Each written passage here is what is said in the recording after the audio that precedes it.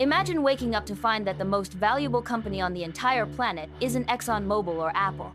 Instead, it is a German car manufacturer, best known for making the sensible Golf and the practical Jetta.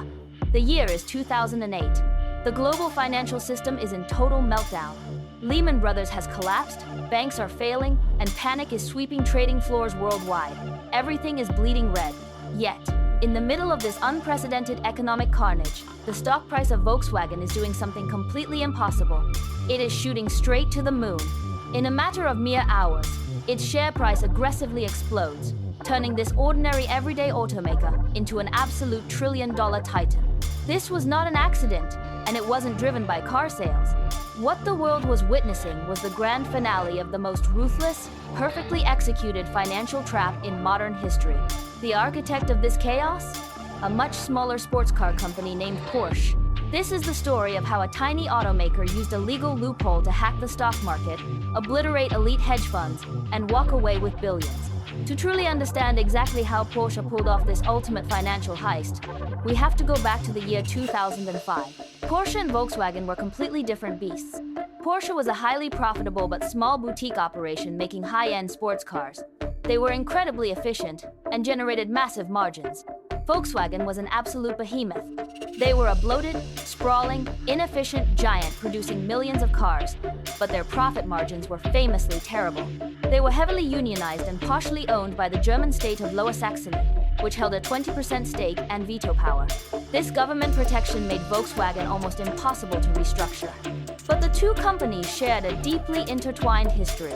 Ferdinand Porsche designed the original Beetle, and the Porsche family still controlled the sports car brand while holding significant influence over the larger company. Enter Wendelin Wiedeking, the chief executive officer of Porsche. Wiedeking was an ambitious visionary who had already saved Porsche from bankruptcy in the early 1990s and turned it into the most profitable car company per vehicle in the world. He looked at the sprawling mess of Volkswagen and saw massive untapped potential. If he could take control, he could enforce Porsche's ruthless efficiency on the giant and create a global automotive empire. So, in late 2005, Porsche quietly began buying shares of Volkswagen stock. Initially, nobody panicked. When Porsche disclosed they had bought a 20% stake, they claimed it was merely a defensive move to protect Volkswagen from foreign corporate raiders who might try to break up the company and steal its technology. The market believed them. It seemed like a quaint, protective family gesture. But Wiedeking and his brilliant chief financial officer, Holger Herter, were not playing defense. They were going hunting. Their weapon of choice was not cash, but the complex world of financial derivatives. As Porsche increased its stake over the next few years, the financial world took notice for all the wrong reasons. Elite hedge fund managers in London and New York looked at Volkswagen and smelled blood. They saw a bloated dinosaur of a company whose stock price was being artificially inflated by Porsche's buying. It defied conventional logic. So, the hedge funds decided to do what they do best. They started short-selling Volkswagen stock. Short selling is essentially betting that a stock's price will fall. You borrow shares from a broker, sell them immediately at the current high price, and wait for the price to drop. When it drops, you buy the shares back at the cheaper price, return them, and pocket the difference. If a company is overvalued, short selling is usually a surefire way to make a fortune. Nearly every major hedge fund believed Volkswagen was massively overvalued.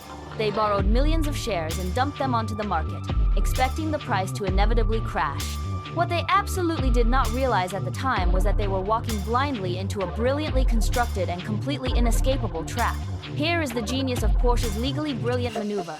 Under German law at the time, if a company acquired 30% of another company, they had to disclose it. But Porsche did not want the market to know they were secretly trying to take over all of Volkswagen. So, instead of buying actual shares of stock, Porsche utilized something called cash-settled call options. An option is simply a contract, giving you the right, but not the obligation, to buy a stock at a specific price, at a specific time in the future. The beauty of cash-settled options was a massive legal loophole in German financial regulations. Because these specific options were settled in cash rather than actual shares, Porsche was not legally required to disclose that they were accumulating them. They were building a massive, invisible position right under the noses of regulators and hedge funds. Investment banks were happily selling these options to Porsche, thinking nothing of it, while simultaneously simultaneously hedging their own bets by buying real Volkswagen shares in the open market to cover their positions. By the autumn of 2008, the trap was fully set. The hedge funds had aggressively shorted roughly 10.4% of all available Volkswagen stock. To understand why this number is lethal, we have to do some simple math. The German state of Lower Saxony held 20.1% of the stock, and they were never going to sell. Another 5% was tied up in index funds that could not sell. And then, there was Porsche. On Sunday, the 26th of October 2008, with markets closed, Porsche issued a press release that will forever live in infamy. They calmly announced they owned 42.6% of Volkswagen's actual shares and held another 31.5% in those invisible cash-settled call options. When you add all of those numbers together, Lower Saxony's stake, the index funds, and Porsche's newly revealed massive position, it meant that over 99% of all Volkswagen shares were completely locked up. There was less than 1% of tradable stock left in the entire world. But the short sellers needed to buy back 10.4% of the stock to cover their massive bets. When the opening bell rang in Frankfurt on Monday morning, all hell broke loose. The hedge funds realized their terrifying reality. More than 10% of the stock had to be bought, but less than 1% existed. It was a mathematical impossibility, a deadly game of musical chairs where 100 people were fighting over a single seat. The short sellers scrambled, desperately offering any price imaginable to get whatever shares they could find. They had to buy or face infinite losses. This desperate frenzy is a short squeeze, but this was the mother of them all. The price of Volkswagen stock violently skyrocketed. It blew past 200 euros, then 400, then 800. By Tuesday, the stock briefly touched an astonishing 1,005 euros per share. Volkswagen temporarily became the most valuable company on earth. The hedge funds were slaughtered, fortunes evaporated by the second.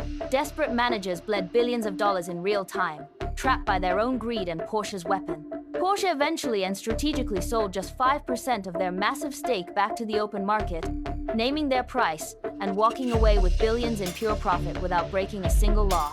It was the ultimate hack.